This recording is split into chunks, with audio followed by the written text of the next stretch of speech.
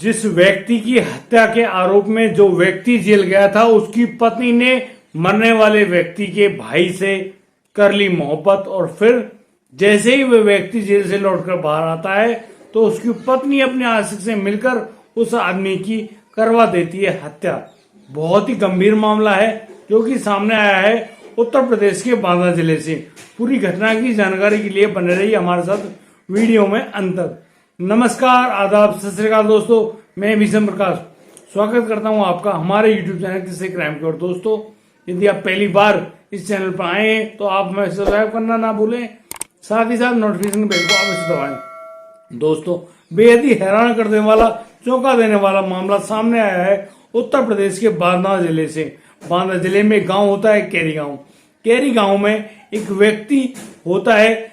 उस व्यक्ति की मौत हो जाने के बाद पुलिस को वहां बुलाया जाता है और पुलिस जैसे ही उस सब का मुआयना करती है तो पुलिस के अनुसार उस व्यक्ति की हत्या की जाती है गोली मारकर। यानी कि उस व्यक्ति को इतनी गोलियां मारी गई हैं कि उसका शरीर छलनी हो गया है। अब उसके घर में उसकी पत्नी बहुत तेज तेज रो रही होती है। उसके 2-3 बच्चे भी हैं। वो बच्चे भी अपने पिता की लाश पर बहुत जोर जोर से रो रहे हैं। अब पुलिस उस सब को कब्जे में लेकर पोस्टमार्टम के लिए भिजवाती है सरकारी अस्पताल। सरकारी अस्पताल जाने में पुलिस का जो काम होता है छानबीन करना, पुलिस अपना काम में जुट जाती है और अब वह छानबीन कर रही होती है कि आखिर इस व्यक्ति की जो हत्या की गई है वो किस वजह से की गई है। यानी कि इस आदमी ने आत्महत्या तो नहीं करी है। उस व्यक्ति का नाम बालकरण होता है, जिसकी उम्र करीब 45 साल होती है और वह इसी साल जनवरी में उम्र कैद की सजा को पूरी करके लौट कर आया था। दोस्तों, उम्र कैद की सजा उसको अपने पड़ोसी राजा राम की हत्या करने पर हुई थी।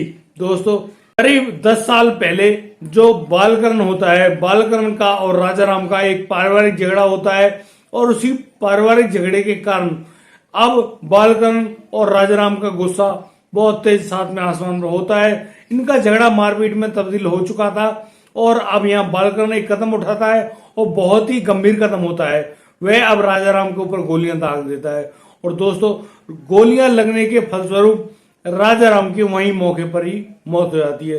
दोस्तों, अब पुलिस बालकरण को गिरफ्तार करके ले जा चुकी होती है जेल, और जेल में जैसे ही मामला अदालतों में चलता है, जज साहब की सुनाई गई सजा के अनुसार अब बालकरण को 18 साल की उम्र कैद का जो निर्णय होता है वह सुना दिया जाता है और बालकरण को अब जेल भेज दिया जाता है। बालकरण जैसे तैसे अपनी उम्र कैद की जो सजा होती है उसका पूरा करके लौट आता है अपने घर। वह इसी साल जनवरी में अपने घर लौट कर आता है। जब वह घर लौट कर आता है तो उसको अजीब अजीब तरह की बातें सुनने में आ रही हैं। बालकरण की पत्नी संतोषिया के कुछ अवैध संबंध बन गए हैं और वह संबंध किसी और से नहीं, राजा राम के छोटे भाई राजकुमार से। और राजकुमार और संतोषिया के इन बनने वाले अवैध संबंधों में अब बालकरण फिर दोबारा से दाखिल हो जाता है। यानी कि बालकरण तो अपनी पत्नी के पास लौट आता है जेल से, लेकिन उसके जेल से लौट आने के बाद अब राजकुमार और संतोषिया एक दूसरे को समय नहीं दे पा रहे होते, ना ही एक दूसरे से बातचीत कर पा रहे हैं और ना ही वो अपनी रंगरेलियां मना पा रहे हैं। इसी मामले में अब राजकुमार को बालकरण बहुत ज्यादा खटकने लगता है उसकी नजरों में। दोस्तों, मैं बता दूं कि राजकुमार के बड़े भाई की हत्या बालकरण ने ही की थी और बालकरण उसी मामले में सजा भी काट कर आया है जेल से। दोस्तों, अब यहाँ पर जब राजकुमार को यही प्रतीत होने लगता है कि अब बालकरण के आने से वह अब दोबारा कभी भी संतोषिया से नहीं मिल पाएगा, और संतोषिया भी जो कि बालकरण की पत्नी है वह भी यही बात बार बार सोच रही होती है कि अब उसका पति तो लौटकर आ गया है जेल से, वह अब अपने प्रेमी राजकुमार से कभी नहीं मिल पाएगी। दोस्तों, एक दिन खेत पर संतोषी जाती है पशुओं के लिए चारा लाने के लिए और उसी खेत में मिलता है राजकुमार और संतोषिया दोनों के बीच में अब बातचीत हो रही होती है और उसी बातचीत के अनुसार वो दोनों एक ही निर्णय पर पहुंचते हैं कि क्यों ना इस बालकरण को ही अपने प्रेम में जो बाधा बन रहा है उस रास्ते से हटा दी जाए, यानी कि अब बालकरण की हत्या कर दी जाए।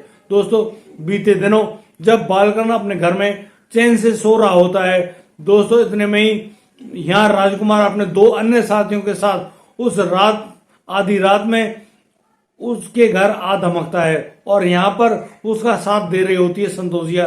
संतोषिया बाहर जाकर दरवाजा खोल देती है और दरवाजा खोलने के बाद जैसे ही राजकुमार अपने साथियों के साथ घर के अंदर प्रवेश कर चुका होता है तो वह आते ही बालकरण जो कि वहां पर सोया हुआ है बालकरण के ऊपर ताबड़तोड़ गोलियों का हमला करना शुरू कर देता है। और दोस्तों यहाँ पर राजकुमार अपने साथियों के साथ मिलकर इतनी गोलियां दागता है कि उन्हीं गोलियां लगने के कारण बालकरण की वहीं मौके पर ही मौत हो जाती है। दोस्तों संतोषिया को बिल्कुल भी दुख नहीं है, कोई गम नहीं है कि उसके पति की मौत हो गई है।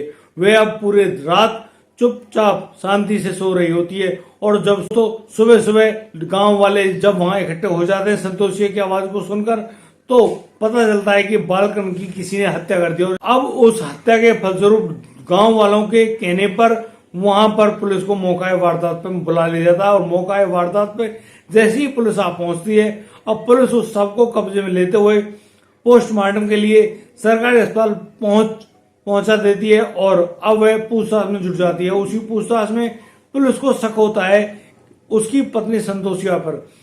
संतोषिया जो कि बालकरण की पत्नी है वह अब संतोषिया से पूछताछ कर रही होती है। तो पहले संतोषिया झूठ मूठ का नाटक कर रही होती है लेकिन पुलिस के सामने वह ज्यादा नहीं टिक पाती। जब पुलिस कड़ी पूछताछ करती है संतोषिया को पुलिस थाने लाया जाता है तो यहाँ पर संतोषिया फुट फुट कर रोने लगती है और वह कह देती है और अपने अपराध को स्वीकार कर लेती है और वह कहती है कि उसी ने अपने पति बालकरण की हत्या कराई है और उसकी हत्या करने वाला कोई और नहीं उसका ही प्रेमी राजकुमार है। राजकुमार अपने दो साथियों को लेकर आधी रात को हमारे घर आया था, मैंने उसके लिए दरवाजा खोला और फिर घर में आते ही अब राजकुमार और उनके साथियों ने लगातार गोलियां चलानी शुरू कर दी और गोलियां लगने से बालकरण की मौत हो जाती है। दोस्तों किस प्रकार एक पत्नी ने अपने प्रेमी के चक्कर में आकर अपने ही पति को मौत के घाट उतरवा दिया।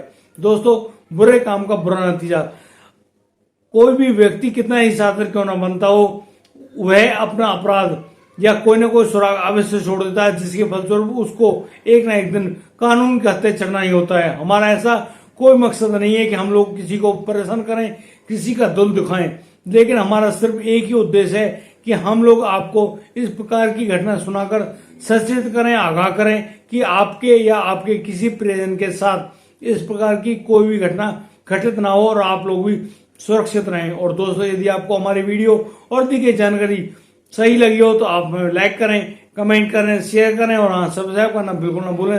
दोस्तों अब दीजिए मुझे इजाजत, मिलता हूँ कल, लाता हूँ नया सेंसेशनल मामला।